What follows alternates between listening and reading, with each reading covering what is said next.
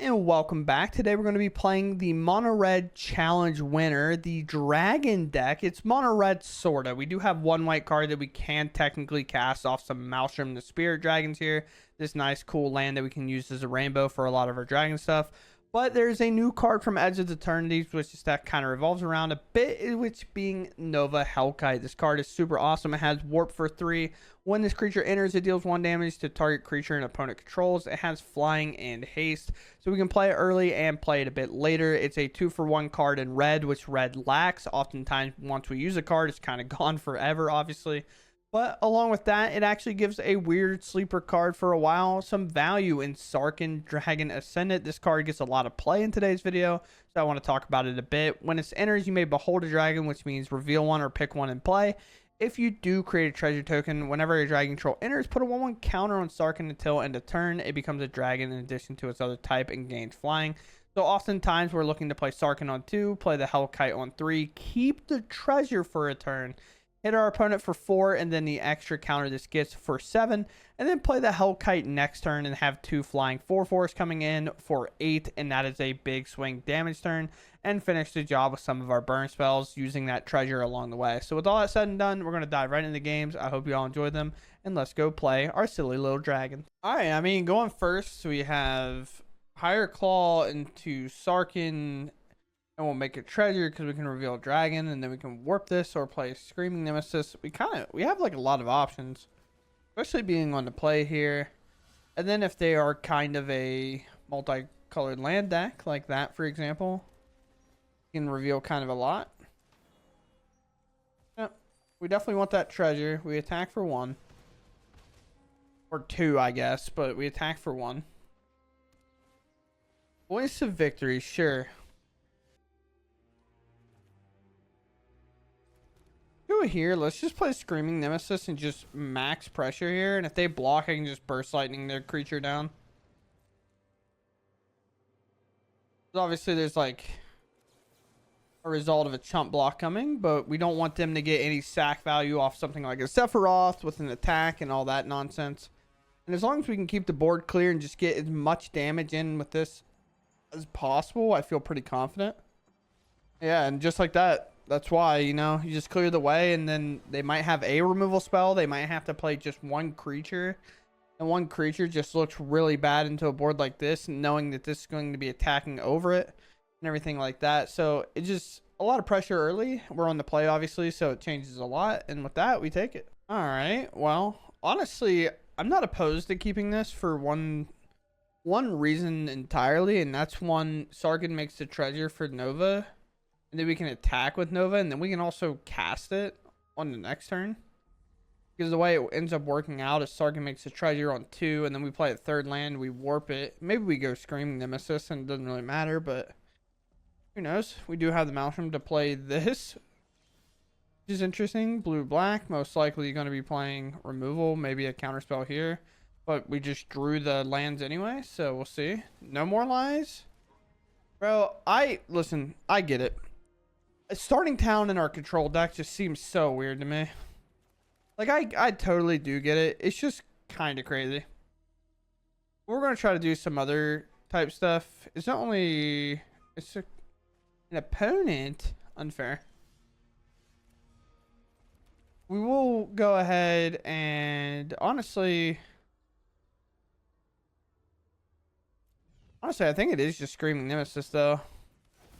Because if I'm going to get a card to resolve guaranteed, I'd much rather it be the card that I don't have to, like, try to cast next turn, right? The problem, if I warp this, I then have to put another creature in play to present threats and have value, right? Or if I do this, I don't actually have to do that anymore. Okay, they react, and then maybe I Burst Lightning something, but, it is what it is.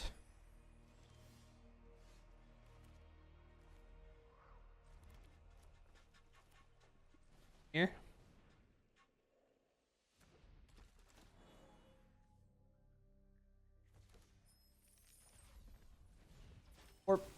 Then we have the mana for it, so I'm willing to have it go and swing for 4 now.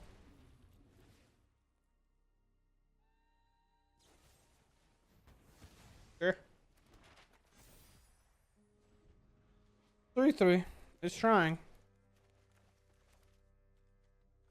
Trying our best.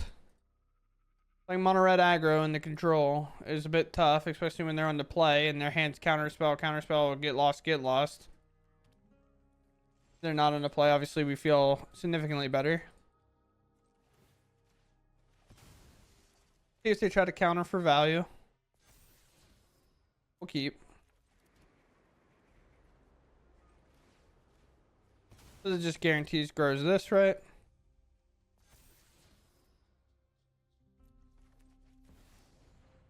Time to jam the Nemesis.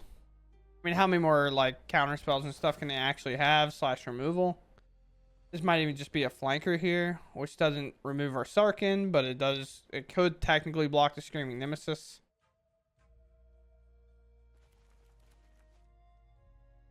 Could have also maybe not used the map and just held up the Burst Lightning if Screaming Nemesis resolved, or do it in like vice versa order, where we try to jam the Nemesis and then activate the map, and if they respond, then we Burst Lightning it. But we're in. At some point against control, you have to kind of force them to maybe not have anything. That's kind of where we're at. Consult with Stars will obviously do well. But, I mean, there's 2 Get Lost, 2 No More Lies, a stock up. Now this.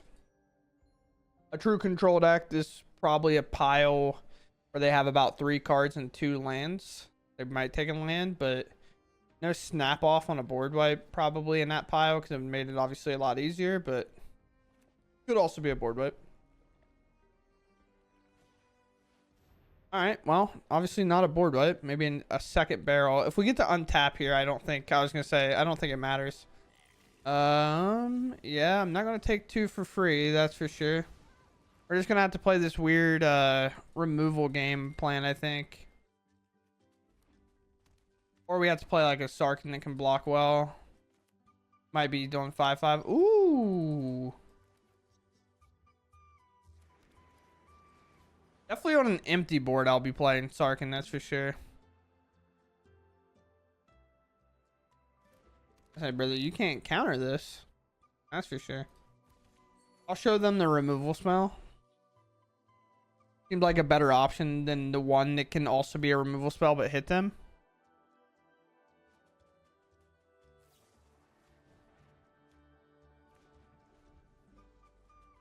You have the white source? You do. Starting town hit. I mean, that's a pretty good turn, to be honest. Like that into heal it, brother. You go face with that? Hey man, I don't want to be that guy. I'm not sure I entirely agree with that. That's one of the reasons we don't reveal the Halakite either, right? Now look at the swing. They lightning helix, but they're still now at 15. We can go land, play this now because of the treasure if we want.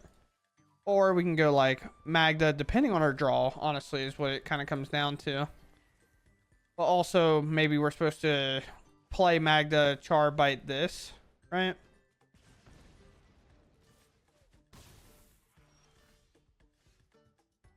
Yeah, I think that's the move. Magda come down. Char bite. Oh, it has flying. Wait, I can't. Hold up. I actually messed that up.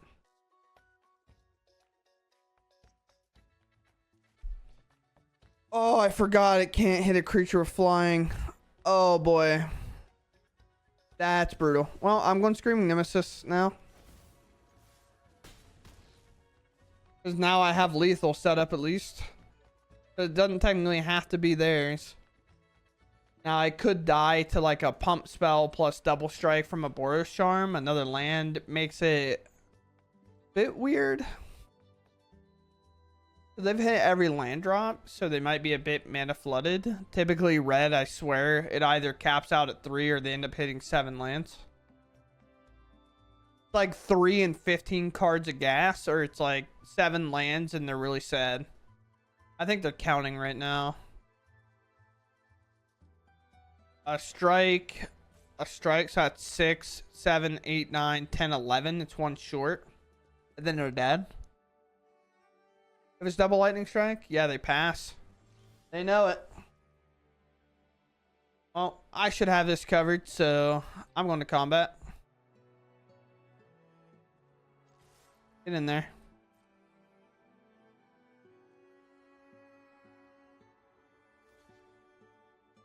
Sure.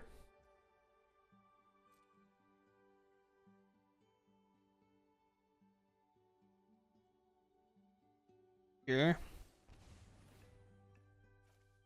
Or to me. Sure.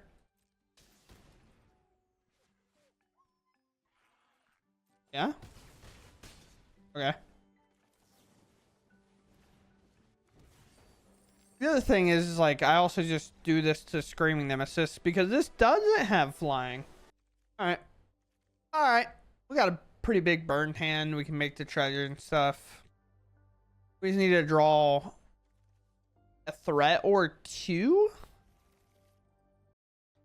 Doesn't need to be a lot, but it needs to be something. Especially if it's a control match. The burn can only go so far. Fire Claw. Oh, Screaming Nemesis isn't bad, though. There's the counter spell, so it's most likely Jeskai. Oh, a tap land's actually quite huge. Sarkin. This treasure is actually way more massive than we ever would want it to be. This means I get to play the Screaming Nemesis, and if they don't have a counter spell, which they don't, clearly. Okay.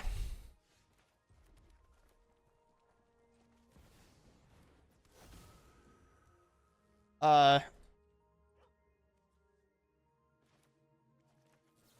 just not gonna let them gain life for the rest of the game. Yeah, it's brutal, dude. I played Jeskai yesterday. At least I'm assuming that's what they're on. Yeah, I mean, yeah. It's just tough, man. Good game. It's so brutal. It's just like they already mauled once, and best of one is that format where if you maul to 5, especially as control, and you're like gambling on hitting a land for your board wipe, or you have to keep like a decent hand and hope you hit one blue source and then you're fine, and they just didn't. Going first here with some burns pretty dope, even though it's like you kind of want a higher claw and stuff going along with this. When you can get a creature and your burn going, it's so much better. But right now, obviously, a bit tough because I don't really want to just hit them with the burst lightning. Maybe that's like a flaw in my mindset, especially considering I think I might know what matchup we're playing. Seeing this, it feels like a Kona deck all the way.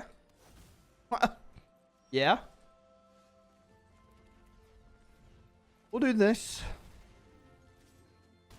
We'll do 4. Just kind of use it as a 3-mana burst of 4 damage. The real problem is we're just going to have to hold this lightning strike. Ooh.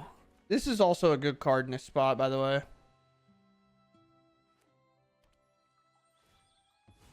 They get a green here. Okay. They also might just be blue-white artifacts. Now, this is kind of the gamble of the match. I'm going to play this. Okay, neither of us can gain life. I need a threat that is good on the ground. And if I hit a land, this is a solid follow-up option. United Battlefront, sure. Again, this is a good option. They can't gain life. They have to exile this. Oh, okay. And that land is massive. We just need to get them within burn range. And here's 9. This is another 3 right now. And then this is also obviously 5. So even if my board is gone, we are good. Just these lands are so scary when it could just be a Kona into an Omniscience and a really bad day. No life to be gained thanks to our links. So that's pretty solid. So they're still stuck at 5. Another basic comes through. Our opponent maybe not really catching that little niche of the game plan here from the links. Obviously, a exile effect. Going to take my links.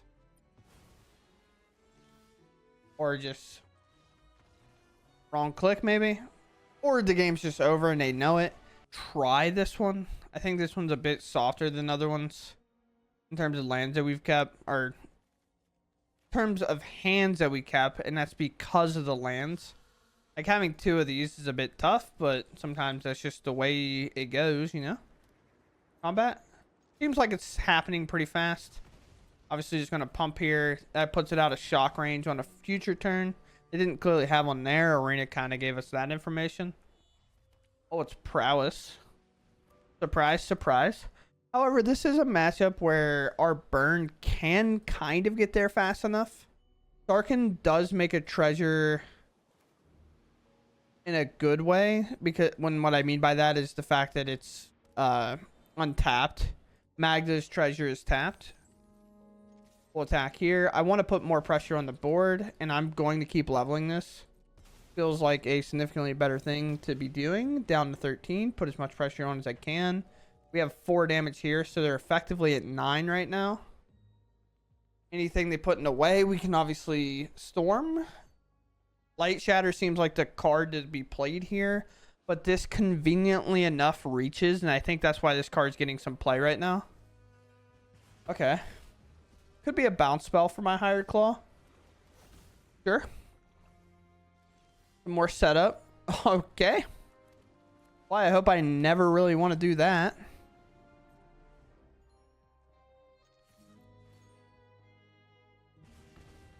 I mean, we're just going to keep going the route of this until they stop me. That's 4. And I mean, now just a swing plus my burn spells are lethal. I can even kick this for 4. So it doesn't even take much more.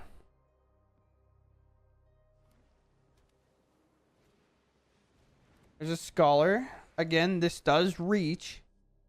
They won't, unless they put a counter on it. If a Vivi goes in the yard and they activate this, they get 5 mana, which is obviously awful. I'm still a part of the team that says I don't think necessarily that Vivi hands down is by far the problem. I think a lot of the problem comes from the fact that every creature they own becomes a Vivi. I'm big on that. Oh, it's got flying. I can't do. Why do I keep forgetting that thing has flying and I can't interact with it? There's a combat.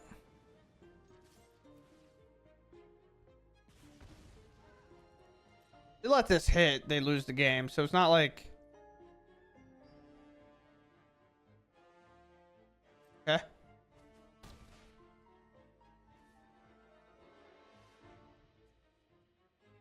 I'm gonna let them get to their turn. This could be a spell piercing that will counter this fully.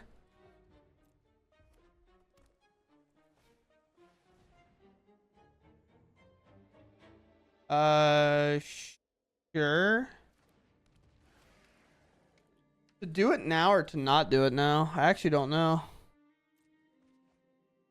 I think I just let it go. I understand them drawing more cards gives them more of a chance to find spell pierce, but there's a Vivi. If they try to exile the Vivi, I 100% do it then. Oh, especially now that they tap. No, we have to wait until they activate the Cauldron. If I do it now, they can technically respond by activating the Cauldron, putting a counter, and floating 5 mana. This is what we were wanting, for them to think that they just have it locked up.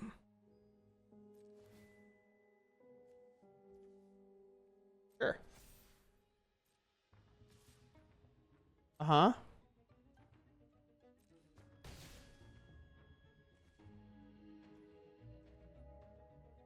Okay.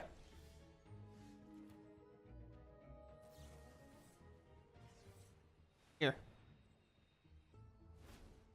Alright, cool.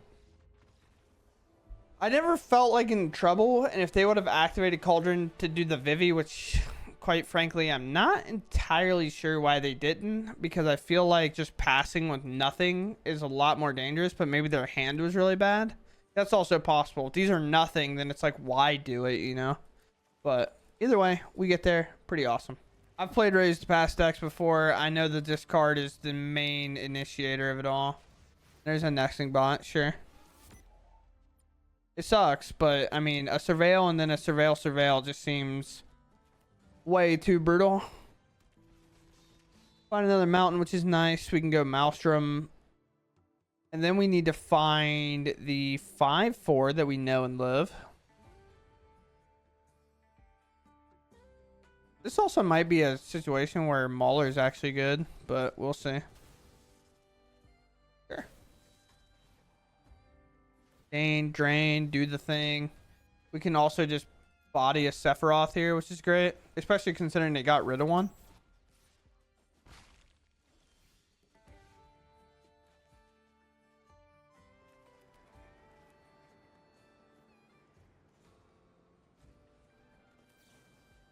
Let's get this out of our way. We are a bit of an aggro deck, and they're gonna have Menace that gets through anyway, so I'm attacking. At some point, we gotta get Screaming Nemesis down and threaten to hold that back as a blocker, because then they'll never attack through it. This card, very hard for us to answer. I've learned that in another game. I didn't have as much resources as I do now, so obviously I could be a bit different. But they're setting up for a raise to pass right now, too. Do we find an answer for him? No, we do not. And our mana is weird. Okay.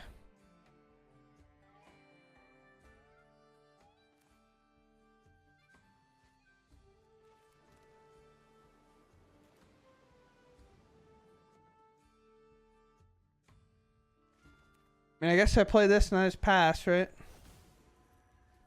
I would love to play these, but I just don't think it's going to matter. I raise the pass, I mean, we just lose. Sure. And the reason why we just lose is because of how much they'll be able to bring back. And there's the sack outlet. Pretty much a clean setup.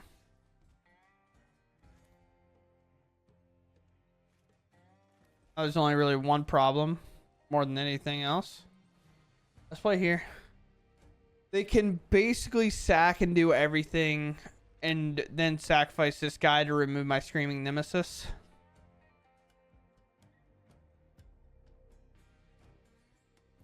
No, we have to wait. Whether it's a line they see or what, I don't know.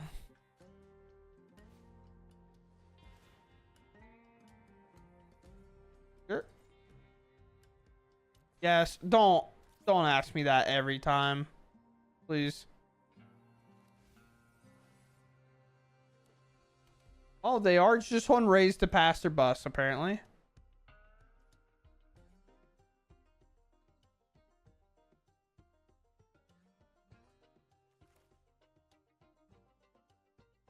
I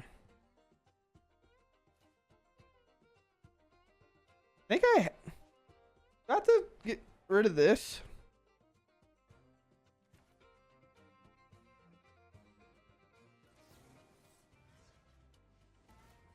I think I have to. Because again, at any point, now this is like, if my opponent is really, really bad, they'll miss the Screaming Nemesis play, right? I just don't think they will. I'm not banking on them missing the play. Right? Like, why would I do that? I am, however, trying not to die, which I most likely will, regardless. Unless they have, I don't know, I've played Raise to Pass a couple of times. It never shows up when you need it.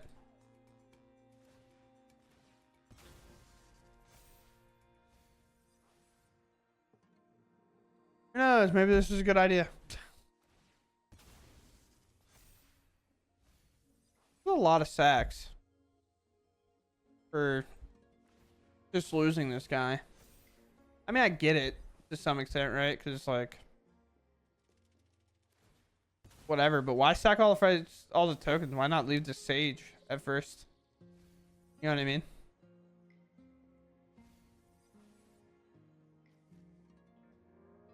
Man, I get it. You gonna keep going? All right.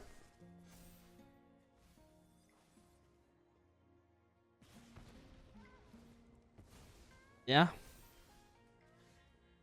Okay.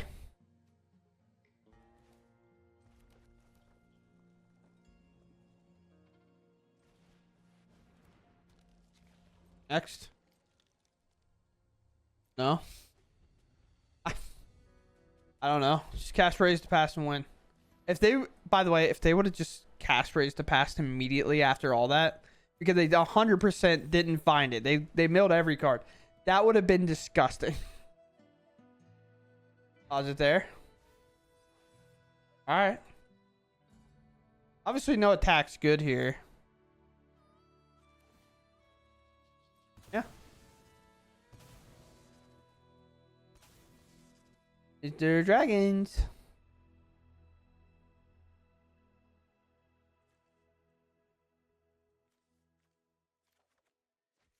I'm just going to do pressure, I guess. All right. We'll warp here. So I can do my plasma bolt. Maybe yeah, I guess it didn't matter. Commit the crime.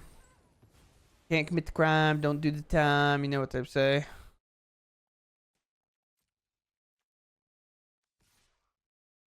Back here.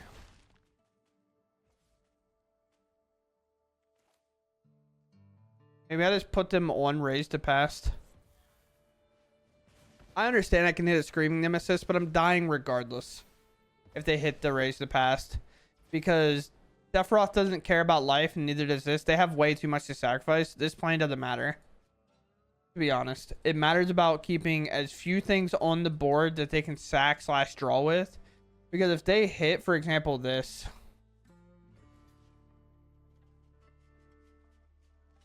here, I guess.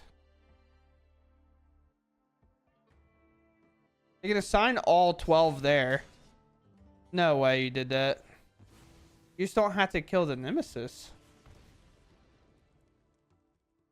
But, I mean, that's okay, I guess. Maybe they feel like the pressure's on. Which could be true.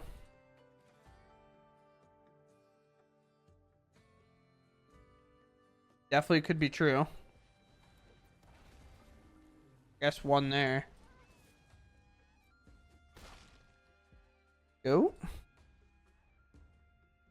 I'll let this damage probably fly through this time. Because I probably just need to.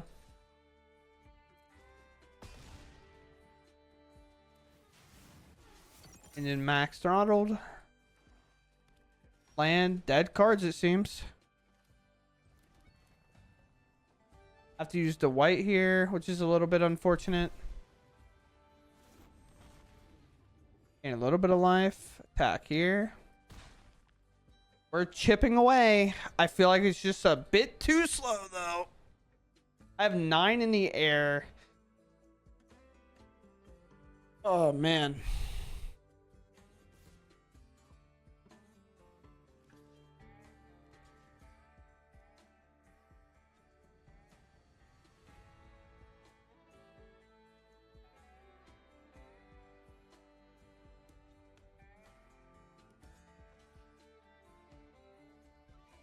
Five, 6, 7, 5, 9, 10, 11, 12. It'd be a clear board wipe.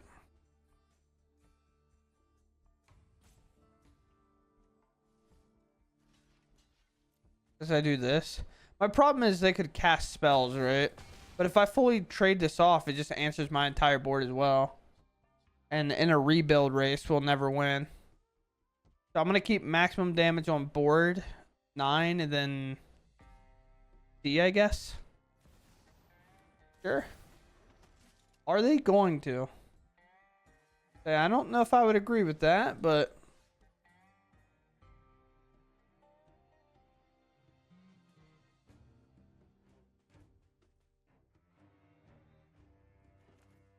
man, what a tough draw.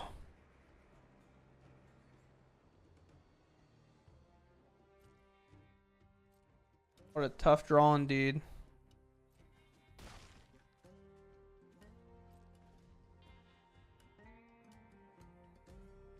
Why can't I play like Active Treason and steal this thing?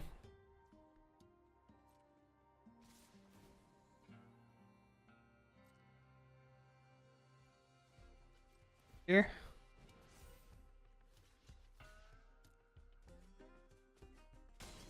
So sad, bro. It's so tragic. The fall from grace. Why did we waste our time? Like, what are we doing? What? Why? What was the point of that? Like, that's... You wanted to attack for what reason? You immediately have lethal and it's not... Okay, man. You're the best, I guess. My bad. I'm sorry. Like... Alright, you're dope, dude. I don't know. Interesting. It's artifacts? The world may never know. It's Kona. Alright, sweet. Or it's artifacts. I don't know. I really don't. I have no idea.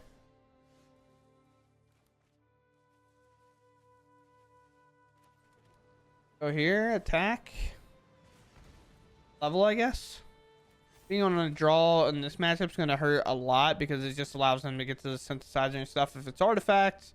Or they get like one turn closer to the Kona nonsense. Alright, I guess. He's stunned, brother.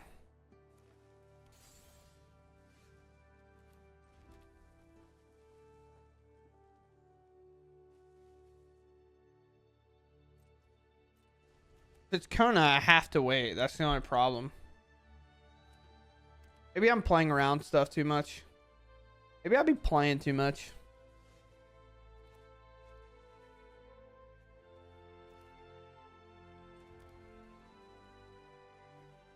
Go to combat. I can also not waste this turn. I know it's a bit deceiving.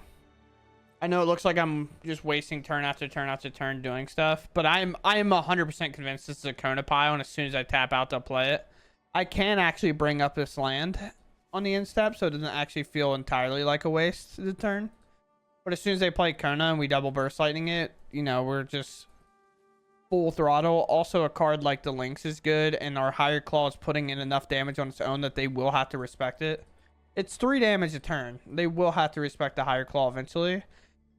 And we also have the option to just double burst lightning them. Flood Maul I don't think can bounce this because it's a non-land permanent. Therefore, it doesn't specify like creatures and stuff. Maybe they just don't have to kick it, right? Sure. Draw a card. Back it. Stun my hired claw. This I assume. Tap enchanted creature doesn't tap to... When enchanted creature is dealt damage, sacrifice this aura. Sure.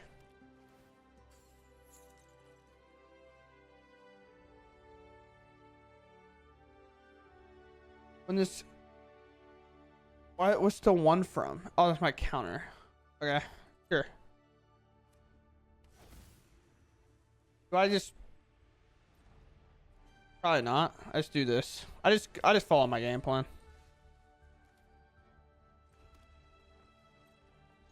Here. And it's a lizard, so it counts. Which is quite sick.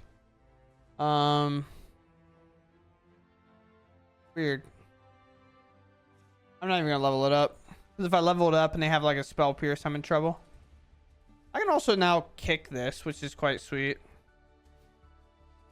Sure.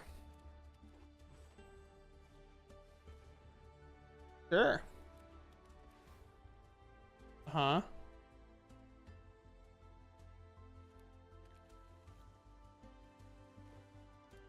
Tapland, okay.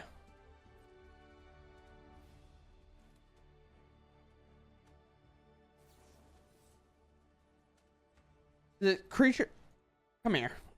When a sword enters tap, when an enchanted creature does untap. When an enchanted creature is dealt damage... Okay. It should work.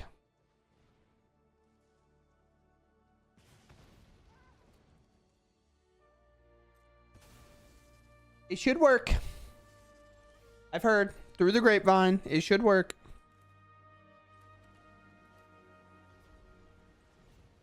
Nova, enter. Shoot that thing out of the way. And now we attack. Alright, cool. Taking out the Kona deck, I think. Sick. Alright. right, so here we are with the challenging winning list, and it's pretty interesting. We actually play a lot of lands. We play 25 in comparison to what you would ever see in a mono red deck. And there's a couple of cards for best of one specifically that I felt myself not that big of a fan of. And one was Demauler. I felt like if I could just have a one-drop creature, that creature would be so much better than the value from Sarkhan or the kind of not the value from Sarkhan, because when it enters it can technically make a treasure because of this creature, but the other thing of this creature in best of one, the way the hands are curved, is typically always going to be answerable. And I think when you have a 3-drop that can be answered by just a shock, no, I guess not shock, but like a lightning strike or any type of kind of removal, it gets a lot worse, right? Because it becomes so awkward in a lot of those turns. And like, do I play this and hope it lives through the cycle, or do I play this and have it actually do damage? Do I just play the Screaming Nemesis, or like, what am I prioritizing here? And this is the only one in the problem, but best of one, as we all know, is a much faster format in general than best of 3, just because of the hand smoothing algorithm and things like that. So you always kind of need those answers to be fast and aggressive. And with all this burn in our deck, I feel like having a haster or just like loading up on the burn, like we have 1 lightning strike. Honestly, would 4 lightning strike be better and we just play a burn style deck at the end of the day, because that helps us in control matchups that can take advantage of us and whatnot. But also Magda felt weird a little bit. I love the idea of this card, but it just feels like I just want to go or have like a thing that I'm playing towards, where when I put a Magda in, it's like now I'm slowing my game plan way down and it feels really weird. And this could be a situation where like Vivi is kind of the demanding answer for that, but I'm unsure. The cards that honestly impressed me a ton though is this card's sweet. The Nova Hellkite is awesome. I think the 1 damage removes a lot of things you're just not thinking about a lot of times, because again, it does come in on that turn 3, which is so valuable and good. For example, we saw it remove the Landwar Elf to win a game. We saw it remove a Goblin in one of the matchups, and our opponent didn't have the reach to win. And then it also just hits your opponent for 4. It's a big chunk. So when you can do this for 3 mana, 3 mana deal 4, also removing a creature, is so good. And we also don't lose this card. Like, that's a big problem in mono red, where we invest in a card and we lose it with no value. And that's why a lot of cards need ETBs or attack triggers, or they have to be so statted that it just is hard not to play. For example, in mono green, we have the Dino that is a 3 mana 6/6, right? And that card oftentimes is unplayable, which is crazy to sound. And that's just 3 mana for 6 damage potentially for the rest of the game on a big body, and no damage spell. Like, for example, our highest burn spell can't even remove that on its own. So it's just crazy to think of how to do stats now, because every card is just printed with so much text, and what cards are weirdly more valuable than others, or what cards are sneaky valuable and whatnot. So the Hellkite has a lot more value to me than I thought. And then with a lot of the sack and gain life decks, Lynx is just almost a requirement, especially if we're going to be playing a lot more lands. And it's just a nice burn spell as well. You know, sometimes our opponent just shocks a land, they play a basic, and then they play 2 non-basic lands, like a starting town, and then maybe another fast land or another shock land. This is, they paid 2 life for the shock land, and then this deals 3 to them. That's 5 damage in total. Obviously, we're not making them shock themselves, but they're not going to get that refund back that they think they will on some life gain, because it's 5/4 is just sitting there saying, no, you will not gain any life. So with all that said, I hope you all enjoyed the video. It was a pretty fun deck. I think this is kind of where I like red to be, actually, in comparison to where red's been in the past, where red's just this super overwhelming strong deck, and if you're not playing Heartfire Hero or Monstrous Rage with Manifold Mouse, you're just not trying to actually win. Where this deck feels kind of close, you know. This is a challenge winner, so I mean, it was doing something right, obviously, but in best of one, I think some iterations need to be changed. Maybe we just bring in some stuff from our sideboard. Maybe we bring in like Magebane Lizards as more of a setup card on 2, where we're talking maybe Magda would just come out. We move the Mage Main Lizards in, and you can kind of keep them here if you want. And then you could also maybe argue to play a copy of Suplex just so we can do that 3 damage, or exile an artifact. And then this is exactly what I was talking about. Gain control of target creature till end of turn and tap it haste. And that's actually really funny. But honestly, we'd probably go for more something like Fire Magic to pick off all those tokens to clear the way. Because oftentimes against sacrifice decks, I've felt myself kind of getting brick walled. Having to hold my Screaming Nemesis up, where if I can just Fire Magic, pop all their creatures for the most part, because most of them are X1s. Also, that's where Hellkite gets a lot of value. Fire Magic over maybe like the Mauler, maybe a 1 of or 2 of in here would be a bit beneficial for us. So with that said, I hope you all enjoyed, and I'll catch you in the next one. Thanks for watching, and goodbye.